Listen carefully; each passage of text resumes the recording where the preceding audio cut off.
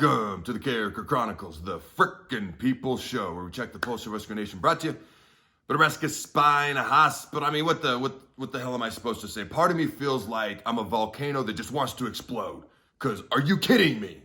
Part of me is like, oh, it's the 1 millionth time I could just lay down and take a nap, because what else is new? I'm somewhere in between, if I'm being honest with you. There's some sweat pouring underneath this hat here. Not just because I'm big and a little overweight, but because there is frustration and emotion, but kind of like, oh, I've seen this same movie before, you know.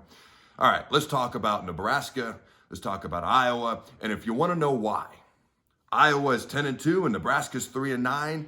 And if you want to know why, even though Nebraska joined the Big Ten about a decade ago, do you know how many times these almighty recruiting rankings, you know how many times Iowa's had a higher ranked recruiting class than Nebraska during that time? It's 0.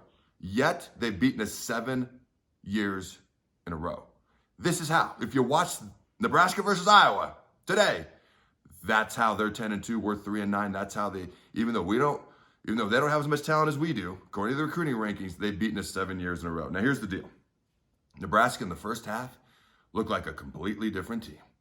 They look like the team I thought they could be. They look like the team that we're close to being. They look like the team that I thought we would be when Frost first got here, at least with the offense moving and the option and the wrinkles and the defense playing fast and furious and physical and things of that nature. In the second half, it looked like the same Nebraska team. All right, now you have to bear with me. I took a lot of notes throughout this game, okay? And I once got a C in handwriting in elementary school. My handwriting has somewhat improved since then, but bear with me here. So here's the deal. That is the 20th time since Scott Frost became the head coach in Nebraska that we have lost by 1 score or less. That's most in the nation. It's the 8th time this season that we've lost by 1 score or less. That is a record. It is the 9th time this season that Nebraska has lost by single digits. That is the most in college football history for any team in a single season. Okay? None of those stats are fun, but nonetheless, they are what they are. We're going to kind of go chronologically through the game just a little bit here. We're going to start on offense. All right, you got Logan Smothers. You got Jacques Jean in the backfield in the first drive. And I'm like, yes, we got freshmen. They're talented. They ain't played a ton. What's going to happen? Now, I had kind of predicted, if you watch my prediction show, I said Nebraska or Iowa was going to win 24-21. Obviously, they won 28-21. But I had said they're going to have some wrinkles with Logan Smothers. And they're probably going to go right down the field and score. The question is, how quickly can Iowa kind of respond and counterpunch and figure out what Nebraska's doing? Nebraska goes right down the field and scores and punches it in. And I'm like, here we go. How long till Iowa kind of counterpunches? But my other thought was, why haven't we been doing this all year? Because we can do this same stuff with Adrian Martinez. Now, admittedly, he has been beat up, okay, from time to time throughout the year. But also, Logan could have gone in at any point in time. But we were running the read option, the triple option, the fake option with passes off of it. It's exactly what I thought and was hoping a modern-day version of the old-school Nebraska option offense would look like today. That's exactly what we were doing. And here's kind of an interesting stat. Out of our first 30 plays, we had 25 runs and 5 passes. As an old school option Nebraska fan, I love that. Obviously, you're going to have to pass the ball more as time goes on, but it was working, and I freaking loved it. Quickly looking at the defense, okay? Damian Daniels, our starting nose guard, was out. We missed him today. Now, Nash Hutmaker is a true freshman, the polar bear. He's strong as like a polar bear, which is probably how he got the nickname. And he was matched up at nose guard is where he started for us against Iowa's All-American starting center. Now, early on, Iowa had some success. They were passing the ball more than they were running it, but they did have some success running the ball as the game went along, though. And you can't fault Nash. He's a true freshman going against an All-American center.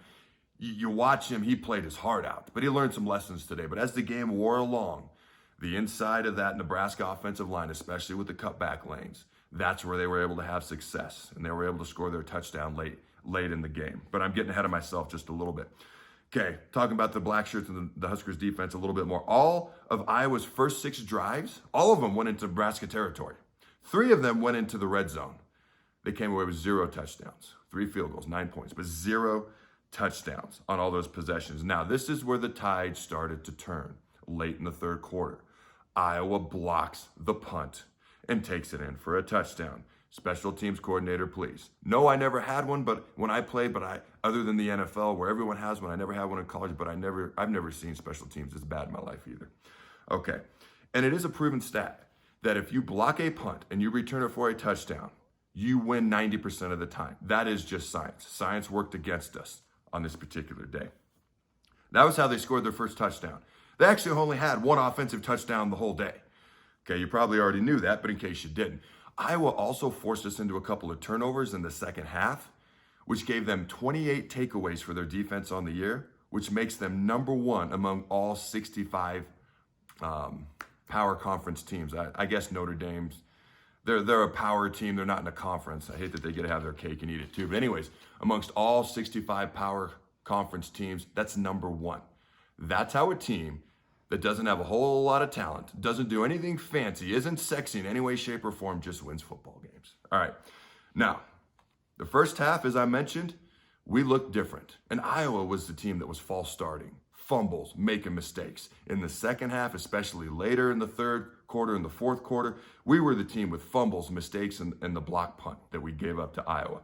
Now, I gotta say, I hated Scott Frost's body language at times as his game wore on, especially in that fourth quarter. He looks like a guy who doesn't know what to do sometimes, or that's how it comes across. Okay. And while I'm not a fan of the commentators, the job they did today, and I played with James Laurinaitis at the Rams, but I wasn't crazy about the job they did today, but they were correct, because you could see when it went from 21-16 to 21-18, when Iowa got that safety and they got within a field goal, you could see the body language of the entire team change. Like, oh crap, here we go again. And then it snowballed from there. And I gotta believe that starts with the head coach, and that starts with his body language. So that's just I don't like our head coach being a meme waiting to happen. I'm just not crazy about it, okay? So Iowa scored 22 unanswered points to win the game.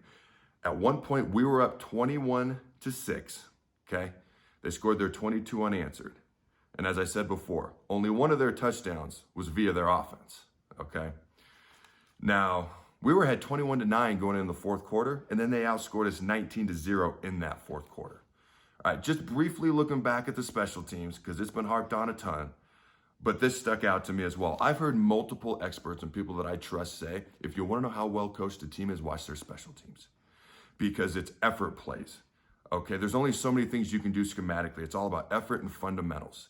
And the better coached a team is, the better they are on special teams, and how bought in the players are really shows on that particular area of football.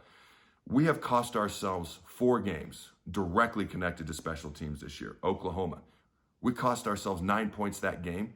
We lost by 1 score or less. Michigan State, we gave up the punt return at the end of the game. Wisconsin, the opening kickoff set the tone for the whole game. Iowa, obviously the block punt, which was a return for a touchdown.